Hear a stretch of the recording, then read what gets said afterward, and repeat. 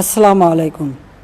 হিজরি 61 সনের পবিত্র এই দিনে ফোরাত নদীর তীরে কারবালার প্রান্তরে মহানবী হজরত মুহাম্মদ সাল্লাল্লাহু আলাইহি সাল্লামের দৌহিত্র হজরত ইমাম হোসেন ও তার পরিবারের সদস্যরা শহীদ হয়েছিলেন। আমি তাদের প্রতি গভীর শ্রদ্ধা জানাচ্ছি।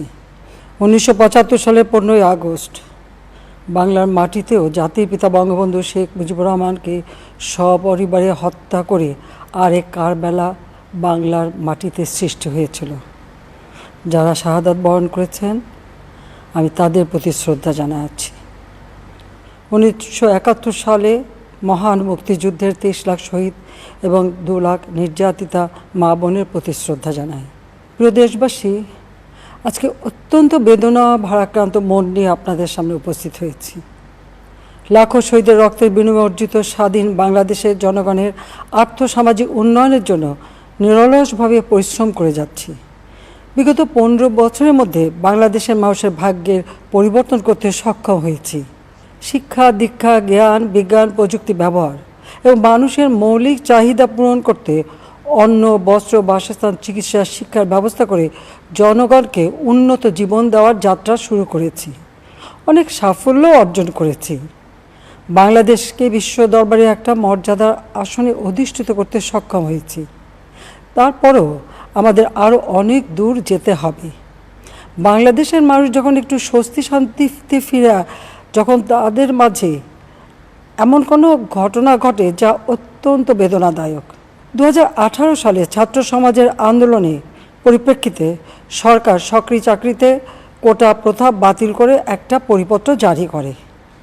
পরবর্তীকালে মুক্তিযোদ্ধাদের পক্ষ থেকে কোটা বহাল রাখার পক্ষে উচ্চ আদালত 2018 সালে জারি করা সরকারের পরিপত্র বাতিল করে দেয়। সরকারের পক্ষ থেকে পরিপত্র বহাল রাখার জন্য সর্বোচ্চ আদালতে আপিল করা হয় এবং মহামান্য আদালত শুনানির দিন ধার্য করে। এ সময় ছাত্ররা কোটা সংস্কারের দাবি নিয়ে আবারও আন্দোলন শুরু করে। এই আন্দোলনের শুরু থেকেই সরকার যথেষ্ট ধৈর্য ও সহনশীলতা প্রদর্শন করেছে, বরং আন্দোলনকারীদের নিরাপত্তা নিশ্চিত করার ক্ষেত্রে পুলিশ সহযোগিতা করে। মহামান্য রাষ্ট্রপতির কাছে যখন আন্দোলনকারীরা স্মারকলিপি প্রদান করার ইচ্ছা প্রকাশ করে, সেক্ষেত্রে তাদের সুযোগ করে দেওয়া হয় এবং নিরাপত্তারও ব্যবস্থা নেওয়া হয়। অত্যন্ত পরিতাপের বিষয় হলো, কিছু মহল এই আন্দোলনের সুযোগটা নিয়ে অনাকাঙ্ক্ষিত উচ্চাবিলাস চরিতার্থ করার সুযোগ নিয়ে সন্ত্রাসী কর্মকাণ্ডে লিপ্ত হয়। এর ফলে এই কোমলমতি শিক্ষার্থীদের আন্দোলনকে ঘিরে যে সকল ঘটনা ঘটেছে তা খুবই বেদনাদায়ক ও দুঃখজনক। অহেতুক কতগুলি মূল্যবান জীবন ঝরে গেল। আপনজন হারাবার বেদনা যে কত কষ্টের তা আমার থেকে আর কে বেশি জানে। যারা মৃত্যুবরণ করেছে তাদের আত্মার মাগফিরাত কামনা করছি। পরিবারের সদস্যদের প্রতি গভীর সমবেদনা জানাচ্ছি। আমি প্রতিটি হত্যাকাণ্ডের নিন্দা জানাই। যে সকল ঘটনা ঘটেছে তা কখনোই কাম্য ছিল না। চট্টগ্রামে সন্ত্রাসীরা বহুতল ভবনের ছাদ থেকে ছাত্রদের হত্যার উদ্দেশ্যে নির্মমভাবে নিচে ছুঁড়ে ফেলে দিয়েছে। অনেক ছাত্রের হাত পায়ের রগ কেটে দেয়, তাদের উপর লাঠি পেটা ও ধারালো অস্ত্র দ্বারা আঘাত করে। একজন মৃত্যুবরণ করেছে, অনেকে মৃত্যুর সাথে পাঞ্জা লড়ছে। ঢাকা, রংপুর এবং রাজশাহী বিশ্ববিদ্যালয়ের উপাচার্যের বাসভবন ও ছাত্রছাত্রীদের আবাসিক হলে অগ্নিসংযোগ ও ভাঙচুর করা হয়। সাধারণ পথচারী, দোকানিদের আক্রমণ, এমনকি রোগীবাহী অ্যাম্বুলেন্স চলাচলে বাধা প্রদান করা হয়। মেয়েদের হলে ছাত্রীদের উপর আক্রমণ করা হয়েছে এবং লাঞ্ছিত করা হচ্ছে। আবাসিক হলে প্রবোজদের হুমকি দেওয়া হয় এবং আক্রমণ করা হয়েছে। শিক্ষকদের উপর চড়াও হয়ে তাদের গায়ে হাত তোলা হয়েছে।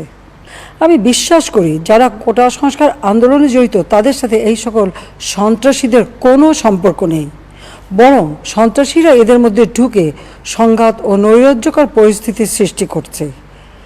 এই ধরনের ঘটনার সঙ্গে যারা জড়িত তাদের চিহ্নিত করে উপযুক্ত শাস্তির ব্যবস্থা করা হবে। যারা হত্যাকাণ্ডের শিকার হয়েছে তাদের পরিবারের জন্য জীবন জীবিকা নির্বাহের ক্ষেত্রে যে সহযোগিতা দরকার তা আমি করব। আমি দ্ব্যর্থহীনভাবে ঘোষণা করছি, যারা হত্যাকাণ্ড, লুটপাট ও সন্ত্রাসী কর্মকাণ্ড চালিয়েছে, এরা যেই হোক না কেন তারা যেন উপযুক্ত শাস্তি পায় সে ব্যবস্থা নেওয়া হবে। আমি আরও ঘোষণা করছি, হত্যাকাণ্ড সহ যে সকল অনভিপ্রেত ঘটনা ঘটেছে সুষ্ঠু ও ন্যায় বিচারের সাথে সে সকল বিষয় বিচার বিভাগীয় তদন্ত করা হবে। কাদের উস্কানিতে সংঘর্ষের সূত্রপাত হলো, কারা কোন উদ্দেশ্যে দেশকে একটি অরাজক পরিস্থিতির দিকে ঠেলে দিল তা তদন্ত করে বের করা হবে। আমি আন্দোলনরত কোমলমতি ছাত্রছাত্রীদের নিরাপত্তা নিয়ে অত্যন্ত উদ্বিগ্ন।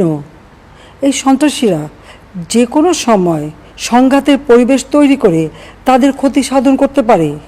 তাই শিক্ষার্থীদের পিতা মাতা, অভিভাবক এবং শিক্ষকদের প্রতি আমার আবেদন, তারা যেন তাদের সন্তানদের নিরাপত্তার বিষয়ে সজাগ থাকেন। একই সাথে সকল শিক্ষা প্রতিষ্ঠানের ছাত্রছাত্রীদের নিরাপত্তার বিষয়টি বিশেষভাবে নজর রাখেন। সরকার হাইকোর্টের রায়ের বিরুদ্ধে সর্বোচ্চ আদালতে আপিল করেছে। আপিল আদালতে শুনানির দিন ধার্য করা হয়েছে। আদালত শিক্ষার্থীদের কোনো বক্তব্য থাকলে তা শোনার সুযোগ সৃষ্টি করে দিয়েছে। এই আইনি প্রক্রিয়ার মাধ্যমে সমস্যা সমাধানের সুযোগ রয়েছে। এই আইন প্রক্রিয়া সমাধানের সুযোগ থাকা সত্ত্বেও রাস্তায় আন্দোলনে নেমে দুষ্কৃতিকারীদের সংঘাতের সুযোগ করে দেবেন না। সর্বোচ্চ আদালতের রায় আসা পর্যন্ত ধৈর্য ধরে অপেক্ষা করার জন্য আমি সকলকে বিশেষভাবে অনুরোধ জানাচ্ছি। আমার বিশ্বাস আমাদের ছাত্র সমাজ উচ্চ আদালত থেকে ন্যায় বিচারই পাবে, তাদের হতাশ হতে হবে না ইনশাল্লাহ। মুক্তিযুদ্ধের চেতনায় আমাদের প্রিয় মাতৃভূমিকে সকলের সহযোগিতায় স্মার্ট বাংলাদেশ হিসেবে গড়ে তুলব। আমি আবারও এই অনাকাঙ্ক্ষিত ঘটনায় যারা নিহত হয়েছেন তাদের জন্য গভীর দুঃখ প্রকাশ করছি এবং পরিবারের সদস্যদের প্রতি আমার সমবেদনা জানাচ্ছি। খোদা হাফেজ। জয় বাংলা, জয় বঙ্গবন্ধু। বাংলাদেশ চিরজীবী হোক।